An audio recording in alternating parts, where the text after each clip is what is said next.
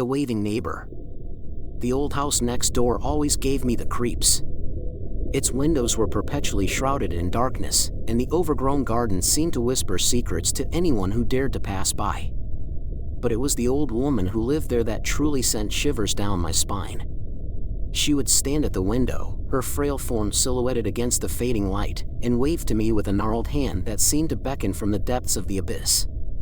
At first, I brushed it off as nothing more than a quirky neighborly gesture, but as the days turned into weeks, and the weeks into months, I began to notice something unsettling. The old woman never seemed to age, her wrinkled face frozen in a perpetual state of indifference. And no matter the time of day or night, she would always be there, watching and waiting with a silent intensity that sent a chill racing down my spine. But it was when I waved back that everything changed. As my hand rose in a hesitant gesture of greeting, I saw something that made my blood run cold. The old woman's hand was missing, replaced by a gaping void that seemed to swallow the light whole. Panic surged through me like a tidal wave, threatening to engulf me in its suffocating embrace. Had I imagined it? Was it a trick of the light? Or was there something truly sinister lurking behind the facade of normalcy? I tried to shake off the feeling of unease that clung to me like a second skin, but the memory of that missing hand haunted me like a specter in the night. I couldn't shake the feeling that there was more to the old woman than met the eye, that she was harboring secrets that defied rational explanation.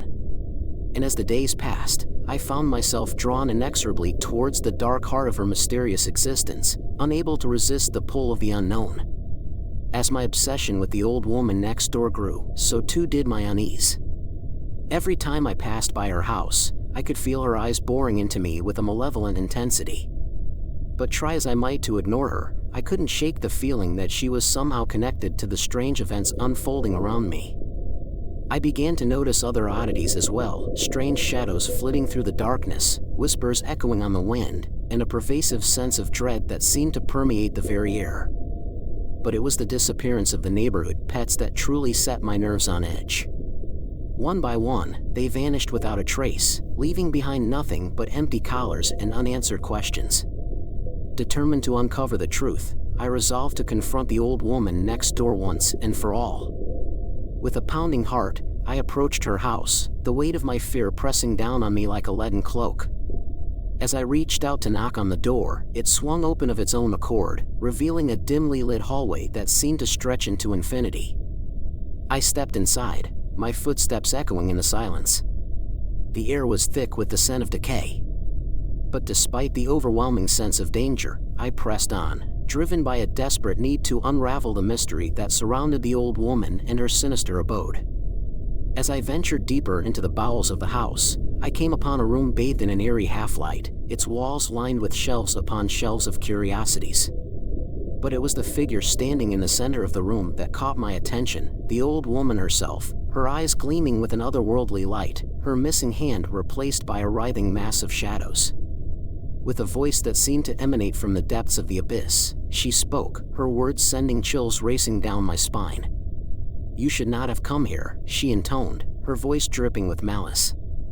"For now that you know the truth, there is no turning back."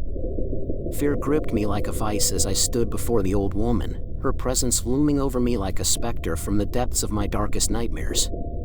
I knew that I had stumbled upon something beyond my understanding, something dark and malevolent that threatened to consume me whole.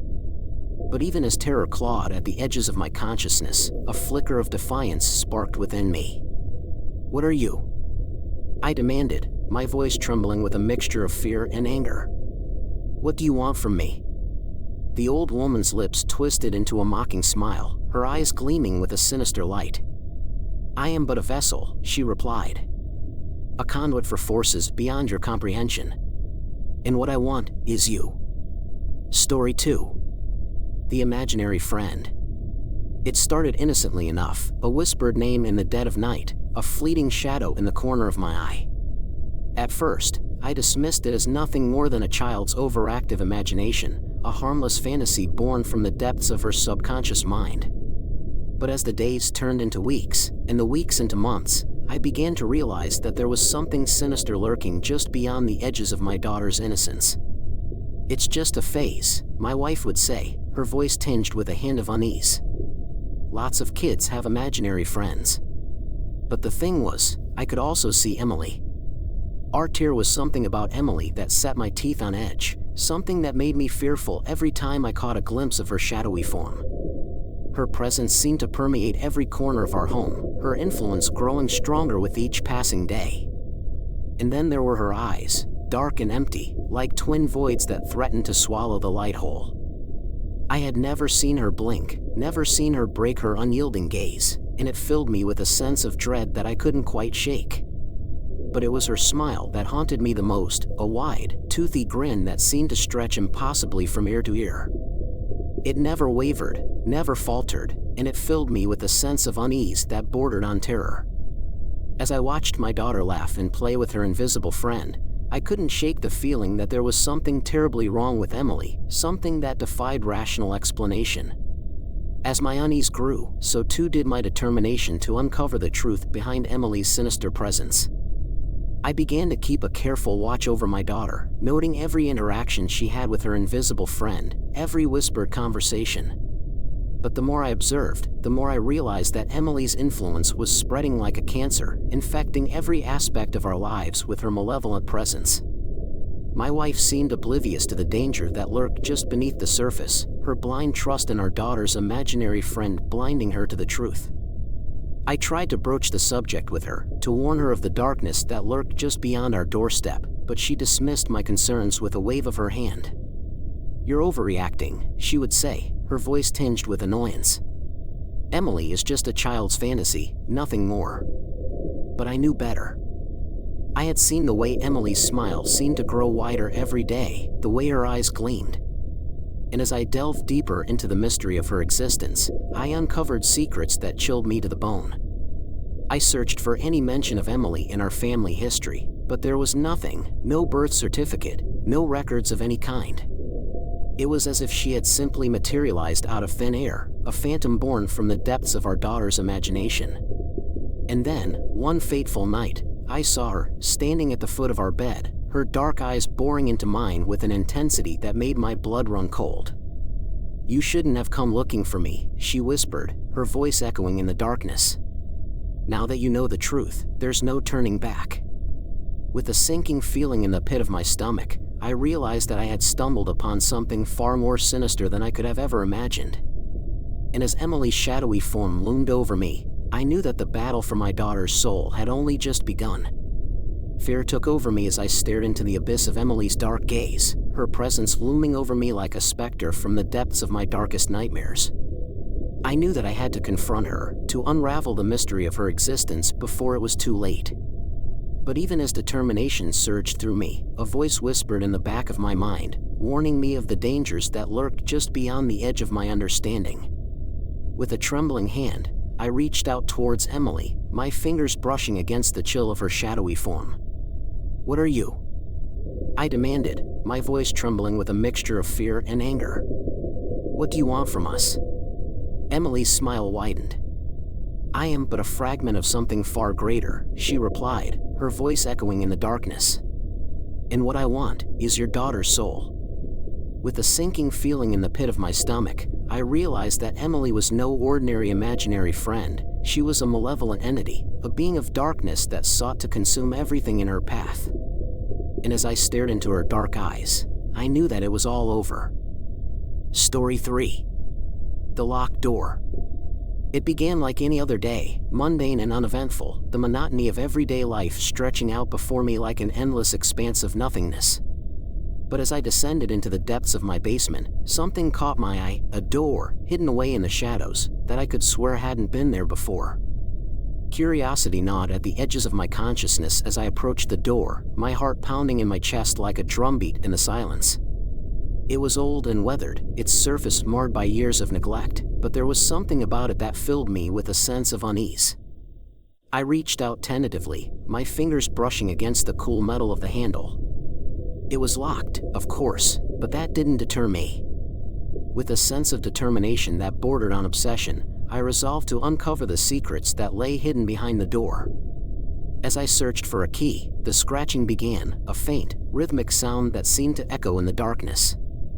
At first, I brushed it off as nothing more than the sound of rodents scurrying through the walls, but as the scratching grew louder, I couldn't shake the feeling that there was something far more sinister at play. I realized that the scratching was coming from the other side of the door. But what could possibly be lurking in the darkness, waiting to be unleashed upon the world?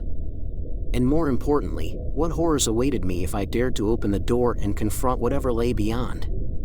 Despite the creeping sense of dread, I couldn't resist the pull of the unknown.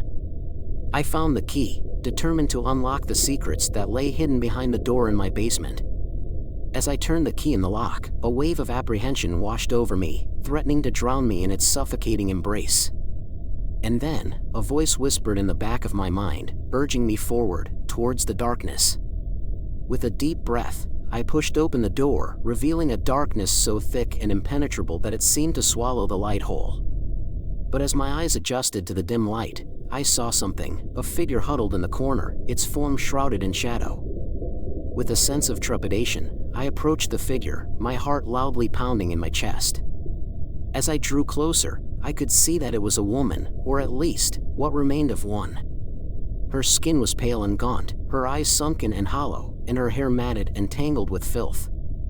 But it was her hands that chilled me to the bone, long, bony fingers tipped with razor-sharp claws, their nails caked with dried blood and dirt. And as she turned to face me, her lips curled into a grotesque smile that seemed to stretch impossibly wide, revealing row upon row of razor-sharp teeth. With a scream of terror, I stumbled backwards, my mind reeling with the horror of what I had uncovered. Who was this woman, and how had she come to be trapped behind the door in my basement? And more importantly, what did she want from me? "What are you?" I demanded, my voice barely escaping my lips. "And what do you want from me?" The woman's smile widened, her lips curling into a grotesque parody of human emotion. "I am a creature born from the depths of the otherworld," she replied, her voice echoing in the darkness. "Something beyond your comprehension. And what I want is your soul for eternity." I realized that I was facing something ancient and evil, way stronger than my own mind could understand. I kicked the entity and swiftly locked the door behind me. I fetched the priest and the police, but when I took them to the basement, the door was gone. I know that it will find me once again, when I least expect it. The end. Subscribe for more. Thank you.